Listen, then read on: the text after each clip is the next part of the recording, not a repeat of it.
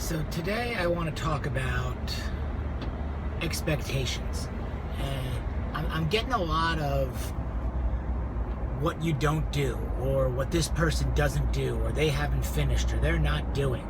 And it's getting a little frustrating because it feels like people are more interested in putting other people down, or thinking about themselves only and what their needs are, or what their schedules are, or what their expectations are, and being constantly let down by others.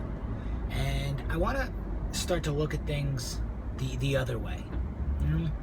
Rather than complain or accept complaints from people saying, well, I didn't get this, or I didn't get that, or they can't complete this paperwork on time, or they didn't get me what I needed to do my job, and like it's their fault. It's the other person's fault, or they're not competent, or their priorities are out of whack. Well, what if we turned it around? What if we said, oh, that individual who hasn't gotten you the completed application you need by the time that you say you need it, what if we looked at that individual and said, well, somehow that individual has managed to open 3 gyms in the last 4 years.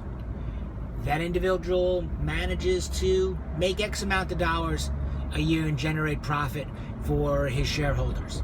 Or that individual employs 250 people and happens to be married with 3 kids and coach a team.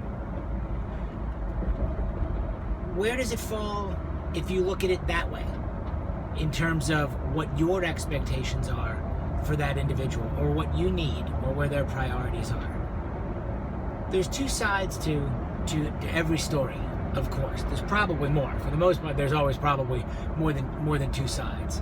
But what if we started supporting people, and what if we started being more encouraging of people, or what if we started to be more accepting of other people, and maybe what they have going on in their life, or look at the bigger picture, and just think long and hard before we immediately react to how something that somebody does not do, how that negatively affects us, or how we perceive that individual. Because it seems to me we would be a lot happier, and we could be even a lot more productive if we spent a little bit more time